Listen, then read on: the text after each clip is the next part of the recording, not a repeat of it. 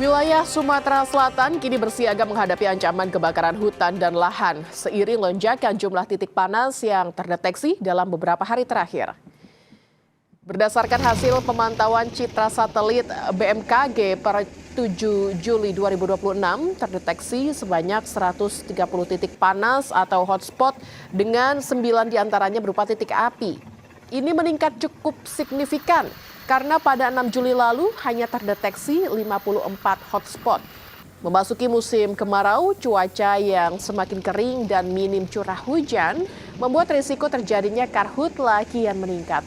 Kondisi ini juga dapat mempercepat penyebaran api sehingga upaya pencegahan perlu dilakukan sedini mungkin.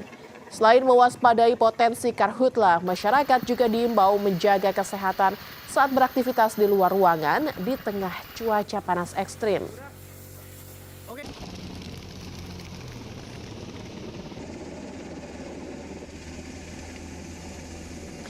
Untuk mengetahui perkembangan terkini terkait lonjakan titik panas di Sumatera Selatan, kita telah bergabung dengan jurnalis Kompas TV Purwantoro. Selamat siang Purwantoro.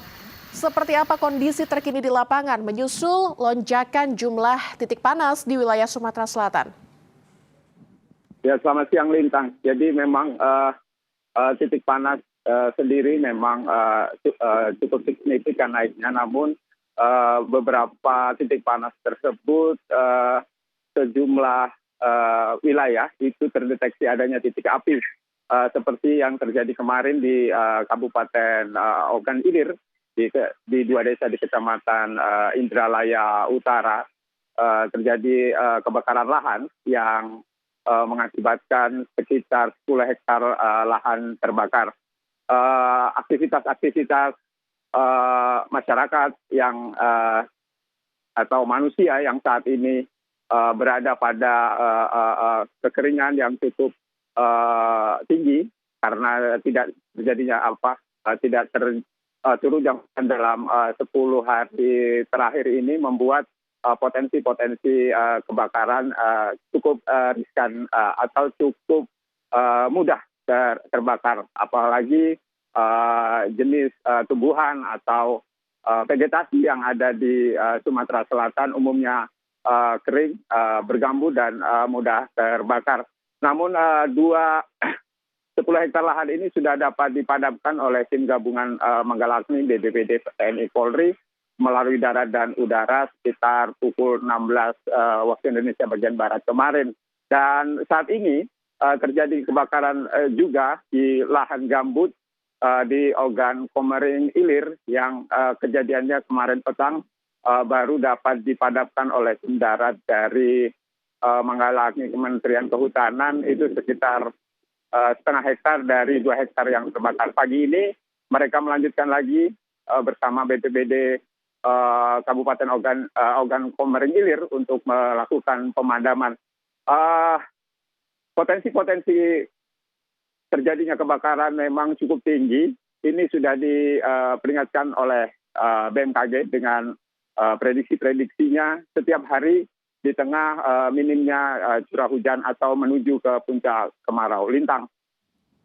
Purwantoro, daerah mana saja yang menjadi perhatian dan langkah antisipasi apa yang disiapkan oleh pemerintah daerah menyusul status siaga karhutla?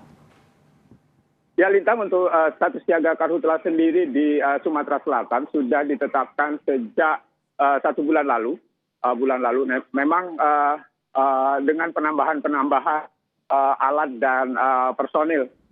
Fokus saat ini seperti yang diinformasikan oleh Kepala Balai Pengendalian Kebakaran Hutan wilayah Sumatera, bahwasanya mereka akan fokus pada wilayah Ogan Ilir.